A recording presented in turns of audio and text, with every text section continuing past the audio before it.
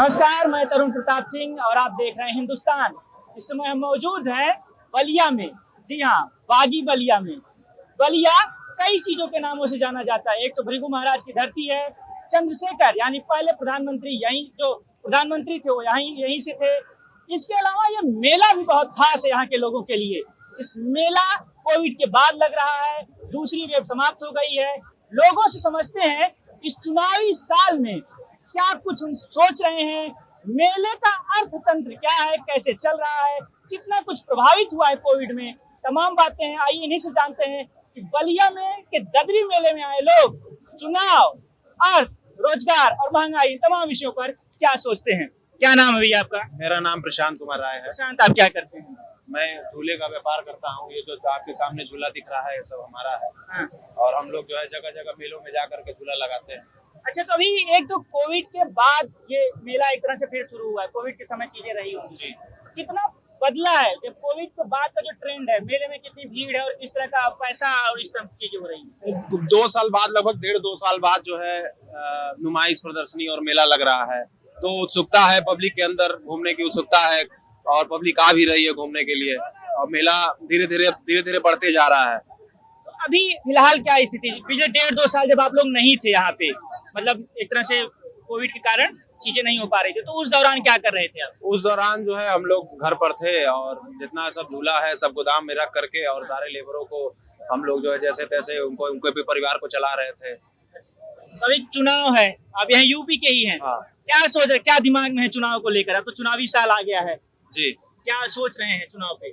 चुनाव के लिए जय भाजपा तय भाजपा। क्यों भाजपा, क्या वजह है? 4-4.5 साल सरकार के बीत चुके हैं। कुछ नहीं, हमको कुछ नहीं है, बस समर्थक हैं, कट्टर समर्थक हैं भाजपा के। अरे कोई कारण होगा ना, जैसे कोई कारण नहीं है। हाँ। कोई कारण नहीं है। कारण से लोभी लोग जो है हाँ। वो करते हैं। हम लोग बिना लोभ के कारण कोई कारण नहीं है। कोई कारण बस कट्टर समर्थक है। हाँ, कोई पार्टी चेहरा किसी कुछ नहीं, बस कमल का फूल। हाँ, कमल का फूल। आपका नाम क्या भैया? विवेक राय। विवेक राय, थोड़ा आ जाइए। क्या करते हैं आप? ये हम भी झूले लाइन से ही हैं। अच्छा, अभी ये बता रहे थे कि 1.5-2 साल काफी कठिन रहा है। किस तरह से बीता 1.5-2 साल आप लोगों के लिए? 1.5-2 साल जाहिर सी बात है कि बहुत कष्टमयी बीता है। क्योंकि उस समय कोरोना काल में आदमी अपने घर में था तो रोजगार आदमी का मरा है उस समय से लेकर अभी तक। और हालांकि अब चालू हुआ है तो धीरे धीरे पब्लिक आनी भी चालू हुई है, तो आदमी में उत्सुकता भी है बहुत लोगों में। तो चल रहा है जो चल रहा है। अभी चुनाव है, ये चुनावी साल है, तो जब आप लोग झूले पे लोग आते हैं, इस तरह के लोगों को देखते हैं, क्या माहौल दिखाई दे रहा है? क्योंकि आप लोग पब्लिक से डायरेक्ट इंटरेक्ट कर रहे होते हैं, बात कर रहे होते हैं, चर्चा और इन तमाम लोगों से क्या होता है? देखिए, चुनाव में तो जाहिर सी बात है कि बीजेपी ने बहुत अच्छा काम किया। क्या काम किया अच्छा? 5 साल में आपको क्या फायदा हुआ? लगभग इतने को है। भ्रष्टाचार खत्म हुआ है। हाँ। गुंडाई खत्म हुई है। नहीं तो पहले के समय में गुंडा राज तो था ही। बहुत से जगहों पे आपने देखा है, बनारस से गाजीपुर, फिर आपका गाजीपुर से लखनऊ, फिर से आपका ये जो 6 लेन है, ये सारे काम तो बीजेपी की ही देन है ना, हो रही है। लेकिन इस दौरान लोग, जो विपक्ष का आरोप है कि महंगाई भी बहुत तेजी से बढ़ी है। महंगाई अगर एक तरीके से देखा जाए तो कांग्रेस के प्रति कम ही है। पेट्रोल डीजल तो ज्यादा हो गया है। पेट्रोल डीजल वो गवर्नमेंट के हाथ में थोड़ी ना है, वो तो अंतर्राष्ट्रीय मार्केट। आपको पता होगा कि आज के समय में $42 प्रति बैरल इंटरनेशनल प्राइस है। जो कि नियर अबाउट 45-50 रुपए के आ रहा है। लेकिन दिक्कत है कि जब सस्ता था अंतर्राष्ट्रीय मार्केट में कोविड के वेव में, तब भी गवर्नमेंट ने ज्यादा चार्जेस लिए थे, ज्यादा हाइक था। भाई साहब, अगर उस समय भी देखा जाए तो उस हिसाब से भी अभी भी कम है। क्योंकि उस समय महंगाई आप देखें, पेट्रोल की बात कर रहे हैं तो भाई आप वैक्सीन भी तो फ्री में लगवा रहे हैं। तो इससे तो आदमी को जागरूक होना चाहिए ना।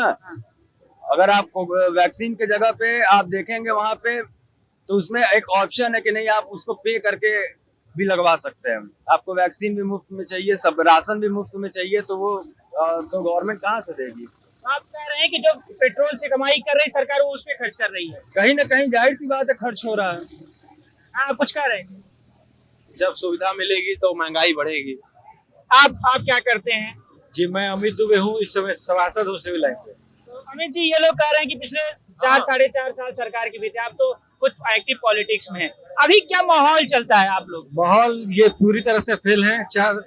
जैसे ये कह रहे थे कि देश में मतलब जब से भाजपा है तब से महंगाई कम हुई है। इसके पहले कांग्रेस थी तो महंगाई इतनी नहीं हुआ करती थी। पेट्रोल डीजल के दामों में बहुत गिरावट थी। गैस 1000 रुपए में एक सिलेंडर कभी नहीं बिकता था। और जो ये सब्सिडी देते थे धीरे धीरे सब्सिडी बंद कर दिए। गरीबों को उज्ज्वला के नाम पे कनेक्शन तो दे दिए, लेकिन उनके घरों में चूल्हा जलता है कि नहीं ये देखने को भी नहीं गए। ये सरकार पूरी तरह फेल है। आप जिस रास्ते से बलिया में एंट्री किए होंगे, आप देखे होंगे कि जो NH-31 है हम लोग का, माझी से आप पूरा गाजीपुर तक चले जाइए, इसके बीच अगर आपको लगभग 120 किलोमीटर दूरी तय करने में कम से कम 4 घंटे आपको लगेंगे, और 4 घंटे में आप आगे हाईवे से दिल्ली पहुंच जाएंगे। अभी तो एक चीज और चर्चा चल रही है कि गाजीपुर जो पूर्वांचल एक्सप्रेसवे जो बना है गाजीपुर, तो उसको बलिया से लिंक कर रहे हैं। बलिया को उपेक्षित किया गया है, इससे लोगों में नाराजगी है और आने वाले विधानसभा चुनाव में इसकी कमी का भुगतान भाजपा को करना पड़ेगा। आप सपा वगैरह के समर्थक तो नहीं है, क्योंकि चुनाव लड़ते नहीं, ऐसा है कि मैं स्टूडेंट लीडर रहा हूँ इलाहाबाद विश्वविद्यालय से, मैंने राजनीति की है, वहां से मैं चुनाव भी जीता और फिर यहाँ पे निर्दल कैंडिडेट के रूप में मैंने सभासद का चुनाव लड़ा और लोगों ने विश्वास दिखाया और मुझे सभासद चुन के भेजा है। आपका क्या नाम है? अभिषेक कुमार। अभिषेक, क्या करते हैं आप? अभी मैं स्टडी करता हूँ TD कॉलेज में। TD कॉलेज, यहाँ के TD कॉलेज। अच्छा, इधर आइए अभिषेक। तो क्या पढ़ाई कर रहे हैं अभी आप? अभी तो मेरा लास्ट ईयर है, BA third year. BA third year graduation. क्या क्या सब्जेक्ट्स हैं आपके? हिंदी, इंग्लिश, संस्कृत। तो आगे क्या प्लान है? तो 2 ही सब्जेक्ट होगा ना लास्ट ईयर में? अरे अब लास्ट ईयर में हिंदी और संस्कृत है। अच्छा, ठीक है। तो आगे क्या प्लान है? प्लान है कि अब B.Ed करेंगे। तो फर्स्ट टाइम वोटर हैं आप, पहली बार वोट करने जा रहे हैं, तो क्या दिमाग में है आपका? बलिया का युवा जब पहली बार वोट देगा उसके दिमाग में क्या चल रहा होगा? विकास और रोजगार। विकास की परिभाषा अभिषेक जी बताइए आप। विकास की परिभाषा ये है कि जैसे हमारे जिला में जहाँ से जिला स्टार्ट होता है लेकर जहाँ जिला खत्म होता है, आप रास्ते पे चले जाइए, आपको कोई भी रास्ता सही नहीं लगेगा। आप 1 किलोमीटर से 2 किलोमीटर जाएंगे, आपको जरूर ना जरूर कुछ बीमारी का सामना करना पड़ेगा।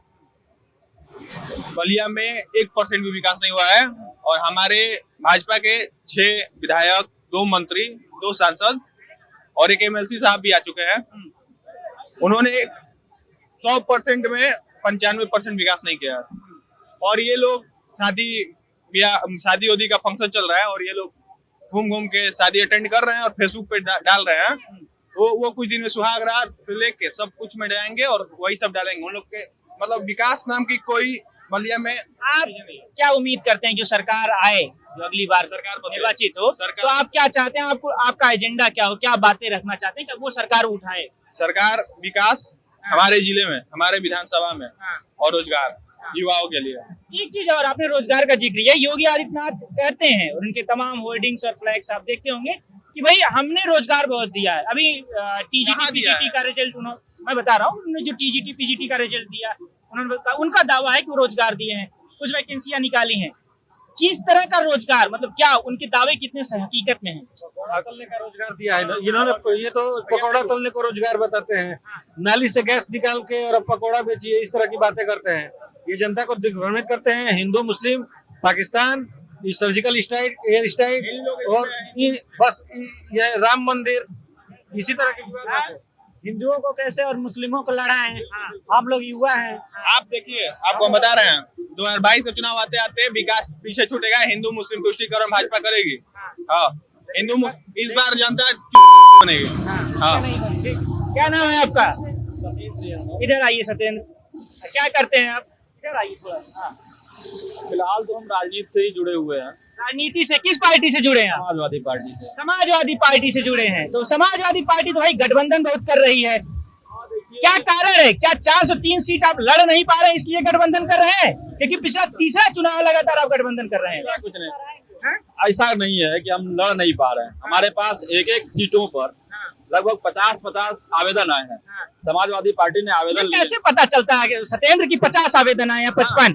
ये हमारी पार्टी ने इसका सर्कुलर जब जारी किया तो जो आवेदन लोगों ने दिया, मैं आपको एक जिले का आंकड़ा दे सकता हूँ। यहाँ बैरिया विधानसभा है, वहां से लगभग 52 आवेदन आए हैं। बलिया सदर से 17 आवेदन आए हैं। फेफना विधानसभा से लगभग गठबंधन की जरूरत क्यों? जब इतने आवेदन आ रहे हैं, इतने प्रत्याशी हैं। गठबंधन की जरूरत बताता हूँ आपको क्यों।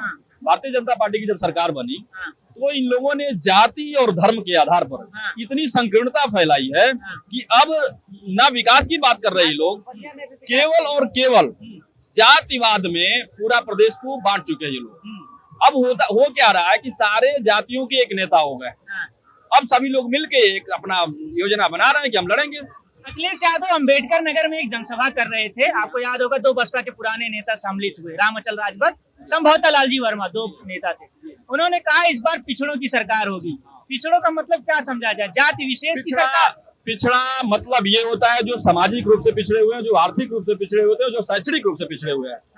और इस तरह के जो पिछड़ेपन है उन लोगों का मतलब है ये।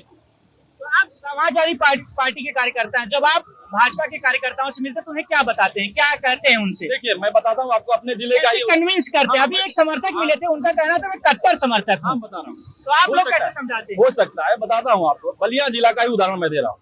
जब समाजवादी पार्टी की सरकार थी पिछले 5 वर्षों में, तो हुआ ये, हमारे यहाँ एशिया की सबसे लंबी पुल बनी, जननायक चंद्रशेखर यूनिवर्सिटी बनी। उसके बाद चलती नहीं है वो यूनिवर्सिटी, पानियों में डूबी रहती है।